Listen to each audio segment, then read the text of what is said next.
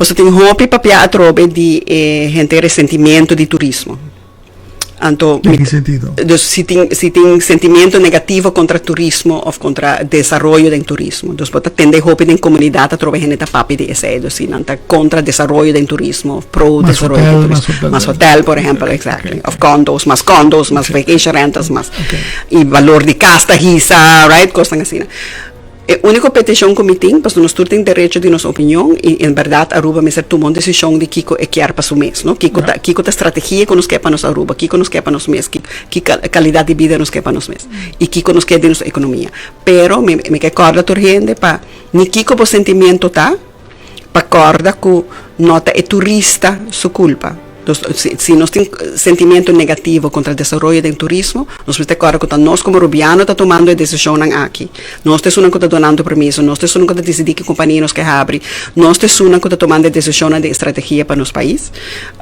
Pero acorda que o que nós não queremos é sentimento negativo contra a pessoa de outro país, que aspar sua placa, que decidir vir a Aruba para gastar sua placa, para gostar de nosso país, sem outra pessoa que nós temos sentimento negativo contra ele. Isso é o que está passando, segundo você? Esse é o meu medo, quando está chegando a isso. Então, agora tem gente papi de quando está contra desenvolvimento, e agora tem conversação, não começa a bisa contra turismo, não bisa desenvolvimento mais. Segundo me entendi, o sentimento está contra muito desenvolvimento. Mas agora não começa a bisa que está contra turismo. Não vai protestar contra turista, não contra quem não vai voz contra turista, nem contra turismo, nós tudo viva de turismo. Nós tudo passa de, uma vez está aqui recém, nós alubidar com nossa sente na abril 2020. Abril 2020, tu costa terceiranos, não há ajuda de Holanda ainda, tu ainda está em pânico. Laten we zeggen, 25 maart 2020, tu ainda está em pânico. E nós estamos alubidar sem turismo, nós não atrai, nós não temos entrada, nós não temos pagar para a mesa, porque o turismo torta que é o coração de nossa economia.